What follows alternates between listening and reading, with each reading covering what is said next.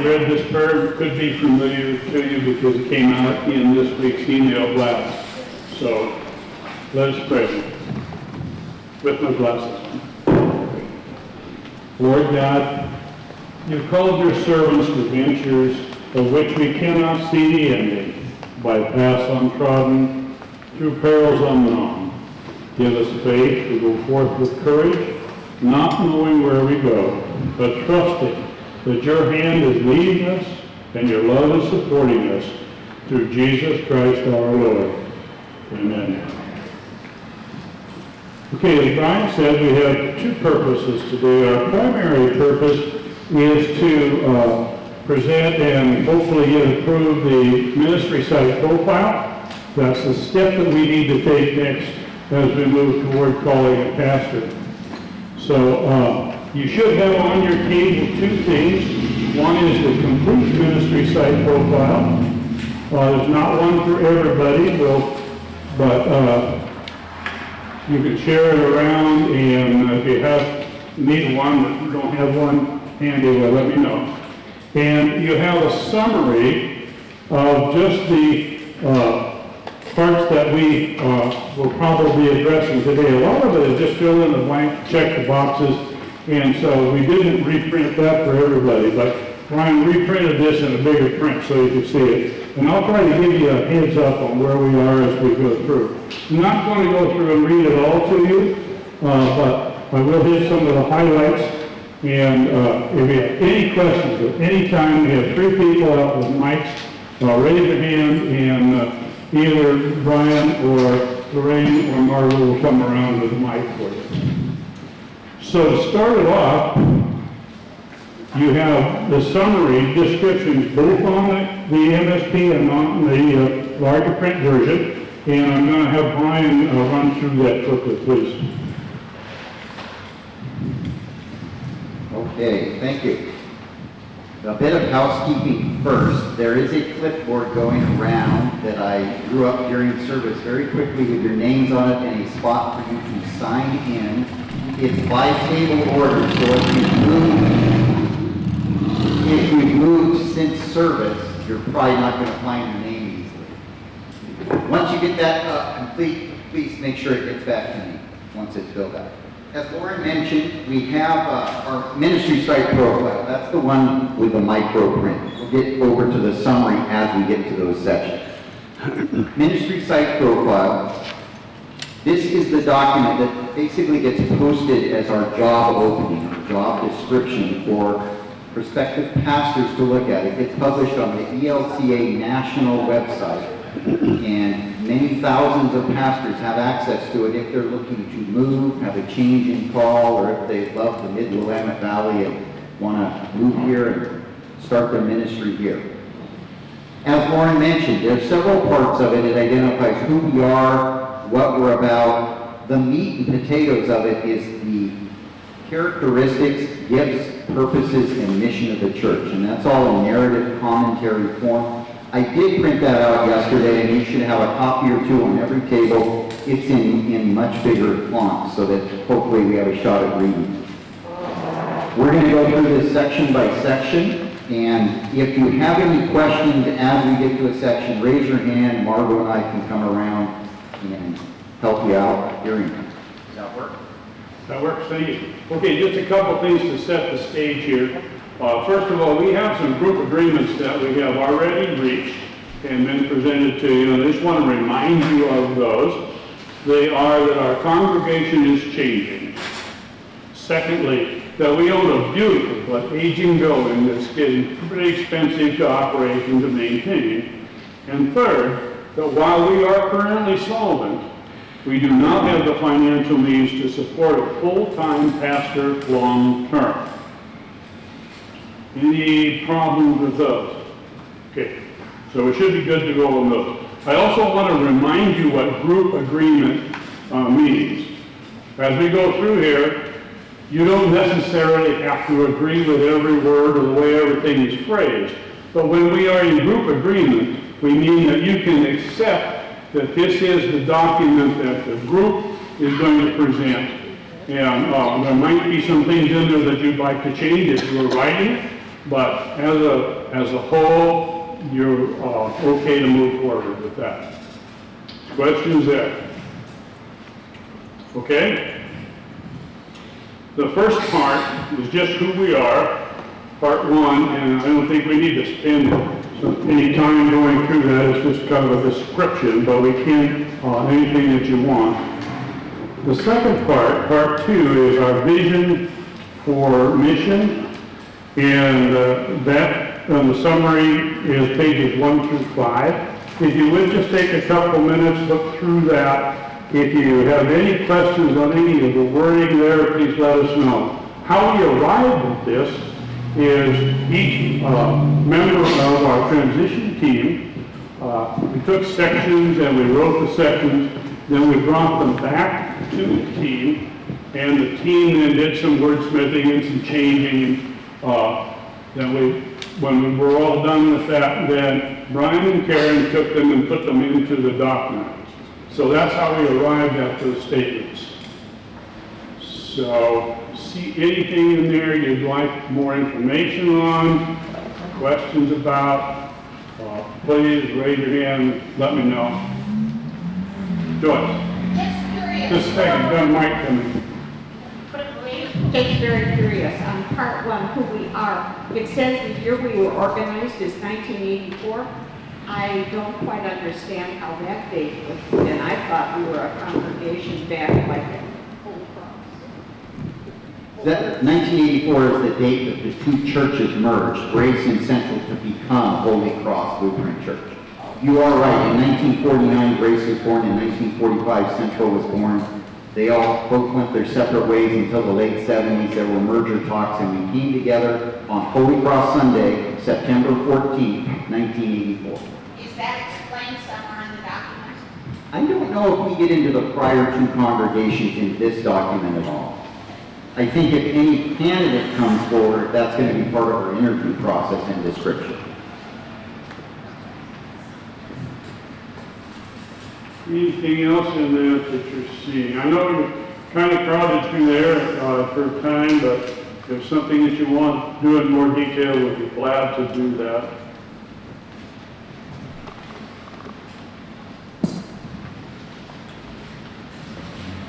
Okay, then I will move to page 6, which you have already seen.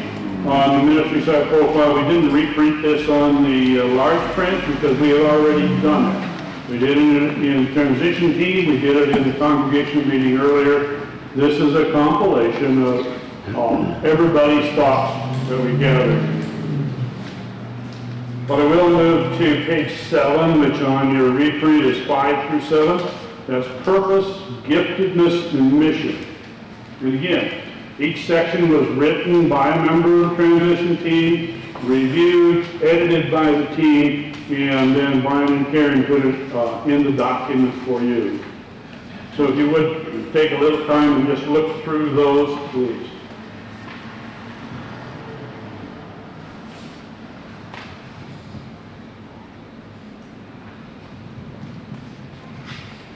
If you come up with a question or something we've already gone over, feel free to ask. We want this to be a document that represents all of us, not just the leadership and the transition team. And I should have mentioned this earlier, if any of you want a printed copy other than the one that's on your table of the ministry Psych Profile, get a hold of me and I can get one to you via email in a PDF, or I can make a physical copy for you.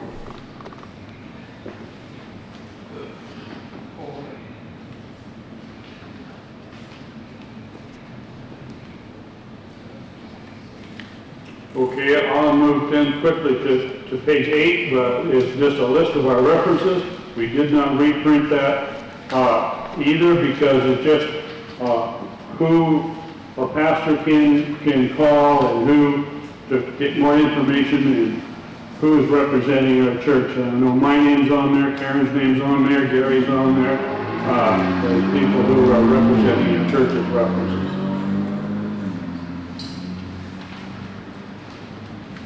Our outside reference is Sam Skilleran, which the team thought For someone outside our church, he probably knew our church as well as anybody else, just from the times he's worked with us.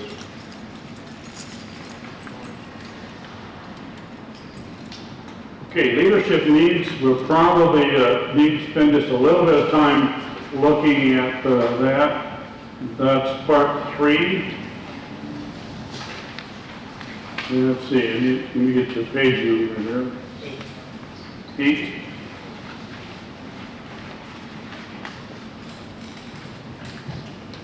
Okay, this is what we are calling. We are looking to call a sole pastor with a master's degree for a part-time, and we've defined the part-time then as half-time right now, who is fluent in English, and we would like fluency in Spanish, but some Spanish would be advisable or appreciated.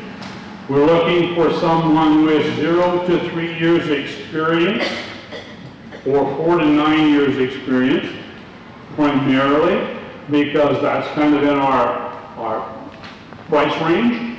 Not that we would exclude somebody with more, but that's kind of where our budgeted amount fits. And we said that we would accept someone who is taking a first call. Then as you look down through beyond that, the top 5 ministry tasks, the gift of ministry, those are the way we've kind of described what we would like the qualities we'd like this pastor to have.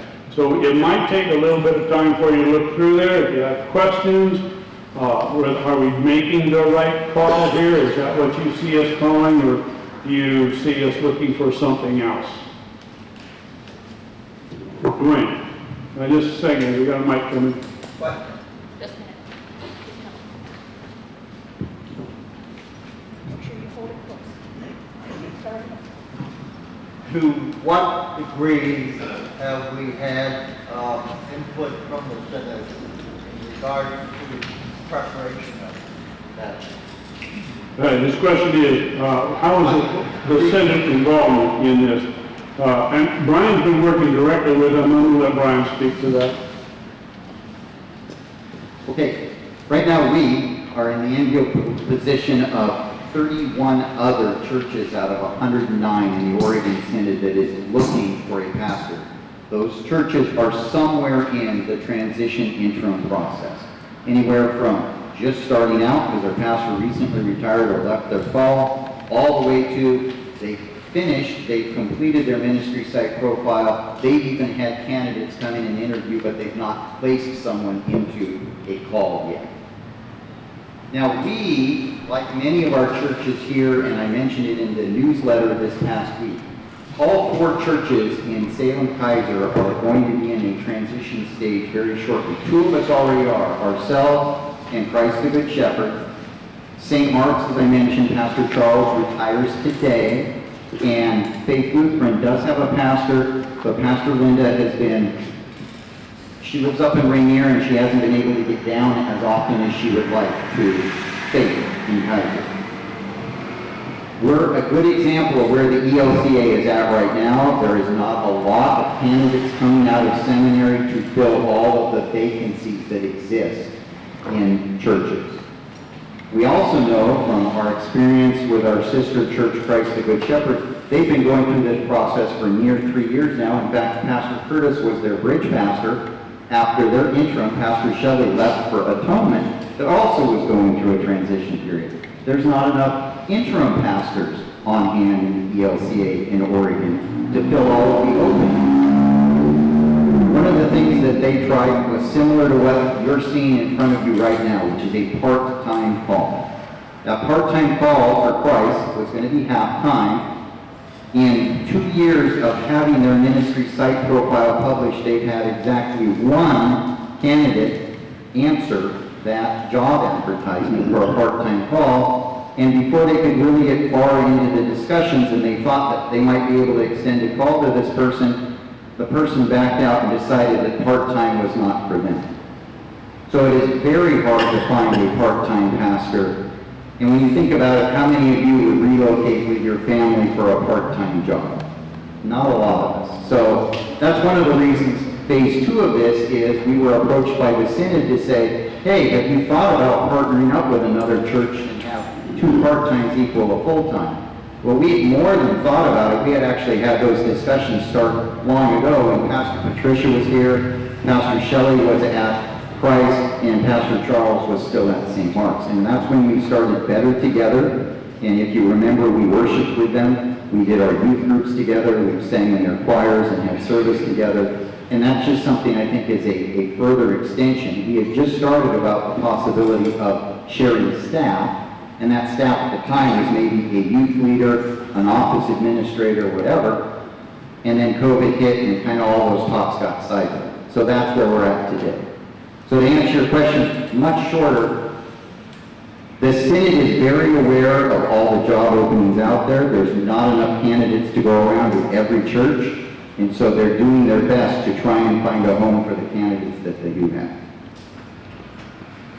And just to add a piece to that, as soon as we get our ministry site profile firmed up and ready to go, then we will submit that with the halftime. And like Brian said, we're looking for another congregation that is also calling halftime. That's why we started conversations with Christ the Good Shepherd, and we'll fill you in on where we are on that once we get our site profile ready to go. So yes, there'll probably be some changes even if we find someone to partner with us, but for now this represents us, okay? Any other questions on what our expectations are for calling a pastor? Yes, Lonnie. Are we just looking for Lutheran pastors? At this point, yes. Say it again. Are we just looking for Lutheran pastors? At this point, we are looking for an ELCA pastor. Not to say that if we don't find one of those, we can't look beyond. Okay? But that's not in the works at this time. Anything else? Okay?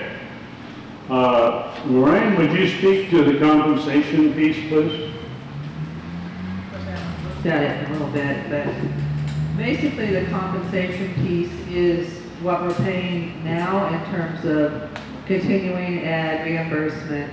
The dollar amount, we can only put ranges in, we can't put dollar amounts, but the range we chose is under the Synod guidelines for a pastor, and I believe we get the 9-year experience. So we went with the top of the range, but it's half-time. So it looks low, but that is for half-time with 9 years or less experience. Any questions on that? Okay, thank you. On the main profile on page 12 and 13 is just some commentary about us and where we are. Some things that we have been looking into in the past, such as we've looked into working with our Spanish community for a service. We've looked into developing more outreach. We have an interest in nurturing relationships with our Lansing neighborhood. We want to continue to collaborate with other Lutheran churches and other churches in our area in various ways. And so there isn't anything I don't think new there, but I'd be glad to address any part of that. A confidential reference on the bottom of the page is again Sam Skillerin. So he has the opportunity to say whatever he wants about us without us knowing, but I think we're pretty okay with that. So then I'd like Brian to speak on the kind of where we are from here on the, what's it in there? Discernment process and adoption. Well, the discernment process is just really a straightforward statement of what we did. Your council appointed 6 members of the transition team back in January. They are Karen Halverson, who is the chairperson of the transition team, Margot Jensen, Lorraine Odell, Gay Nichols, Gary Strand, and Lauren Stubb. Hopefully you recognize all those names and all those people. That's the group that's been meeting weekly since February. They've come to you 3, maybe 4 times now in congregational settings similar to this, sometimes in the sanctuary. They've discussed various parts here. They've worked on those sections, and now as it's come together, again, as Lauren mentioned, as a consensus from that group, this is the document you have before you. This is your chance now as the congregation to review it and kind of approve and ratify their work so far. If there is an area that you very much disagree with or would like clarification of, this is your chance to state it. Because once it's adopted by this meeting today, it will get published on the ELCA website. Now, we could have a candidate fall from the sky and say, I've always wanted to work on Lansing and Sunnyview, and I've just been waiting for this job opening, and I'll take it part-time, and next week we have a beautiful candidate ready to work. All of us probably don't believe what I just said, but it could happen. More than likely, this will get taken, processed by the Synod, and we're going to continue our work looking to partner with other congregations in order to call a full-time pastor that we would share in a multi-point parish approach. That's a tongue twister. Okay. As a member of the transition team, we are presenting this document to you for your approval and adoption to be sent on to Synod. But I need a motion from the floor to do that. Steve? I move that we adopt the profile. Thank you. Second? Second. Heard it. Where was it? Okay, Judy. It's been moved and seconded that we adopt this mission site profile and get started on the process of calling a pastor. And we'll talk about the other things in a little bit. So, all those approve? Discussion. Oh, discussion, yes, we need discussion. Any discussion on that? Okay, I think we can do this by a show of hands. If you would, if you're in favor of the motion, please raise your hand. Thank you. Opposed? Okay, carries unanimously. Thank you very much. So, with that, I'll move right on to our second order of business, and that's to catch you up on where we are with our Better Together. What do you need? I'm just looking for the ordinance. Okay. Board has to sign it. Oh. I'll make sure you go. And we do have a quorum, by the way. I should have told you that before we voted, but we do have a quorum. Okay. So we've started meeting small groups with Christ the Good Shepherd and talking in what the Synod calls a friendship process. We're not real fond of that name. We like our Better Together name a whole lot better. There were a number of us that were at the meeting. Suzanne, Margot, myself, Brian, Andrew, Carolyn. And so they're scattered out throughout the room. If you have any questions about that as we go through this, you're welcome to address them or address the mic. I'm going to ask Margot to give you kind of a summary of where we are in that process and what went on at that meeting. Suzanne was there. What? Suzanne. Suzanne was there too. I don't know. And Pastor was there. Sorry, Pastor. He's behind We you. had a very good turnout. So we started by doing some activities to kind of look at where the two churches have been over the last 25 years. And of course, COVID did kind of throw a monkey wrench into things, but no surprise there. And we started out by listing. We talked about what friendship is and what establishes a friendship. So that was our first thing. And then we looked at what we have already done together as two congregations, sometimes three, but this was just the two that were there. And we listed the things that we could remember and that had an impact on what we've done together. And so that was a pretty good list. And then representative from the Synod brought forth a plan to build a friendship and to explore further where we might go in terms of sharing a pastor and so forth. They said, well, we'll work on this for 6 months and then we'll do a year of discernment, and that'll be a year and a half. And Lauren, let's wait a minute. And he said, and I agreed, and so did everyone there, that we won't have a congregation in a year and a half if we're going to move that slow. Christ the Good Shepherd were right there with us. They've already worked on this for 3 years. They said, no, that is much too long a time to let that process. We are not two congregations who have never met each other.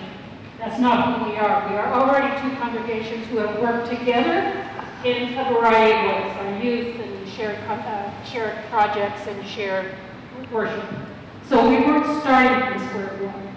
That was a little bit of a conversation with the Synod folks, but I don't think it took too long before they got it, that we were united in the fact that we wanted to move quicker than that. And that we had reasons why we could move quicker than that, because we weren't starting from square one. So that's where we left it. Their congregation at a meeting has already indicated that they would like to have these conversations with us. We said, well, we can't say that yet because we haven't had a meeting with you guys. So once we meet here on Sunday, we will have a better sense of where you are comfortable with us going, and we'll come back to it. So we already have a meeting plan for Wednesday, providing that you give us the go-ahead to continue to have conversations. At this point, that's what it is, it's conversations. Nobody has a plan. Nobody has a hidden agenda back here, so it's just right out there. Planning on meeting several times in the next few months if you give us permission to go ahead and do it. Before I ask for a consensus, I want to open it up for any discussion you want. You can have discussion at your table if you want. You can address the floor if you want. What are your thoughts, ideas, concerns about the process that we have begun? Can I get your mic?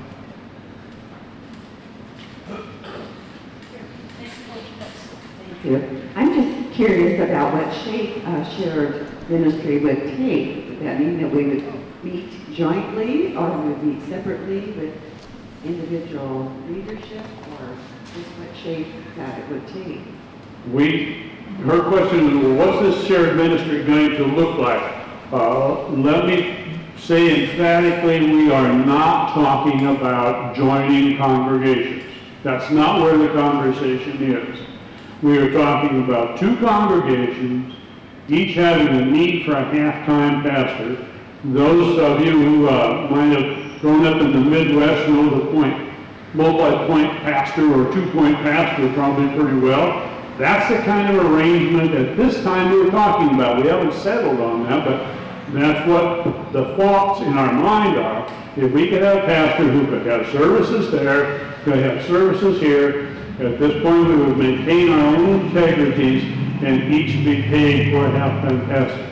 That's the picture we have in our mind right now. Joyce. I'm very supportive of the plan, and I also really appreciate that you spoke up with better together, which I think should be our theme as we go forward as two congregations, and also reframing the timeline. I'm very pleased to hear that. If we agree to enter into this half-time relationship with Christ Good Shepherd, how does that then go onto the website? So this person who's looking through says, oh, well, it's halftime here and 2 miles down the road is the other halftime. You will speak? Yeah, I can speak to that. There are two different ways of going about it. It depends on what the Synod gathers from the conversation of these two churches that they're going to be a part of. The first would be, we put together a single ministry site profile that reflects both churches. And then there's specifically spots in there where you identify, is this a Holy Cross aim or is this a Christ the Good Shepherd aim? but the job would look at one ministry psych profile for one full-time position. They also could take the approach, no, we're going to continue to lead your congregation separate,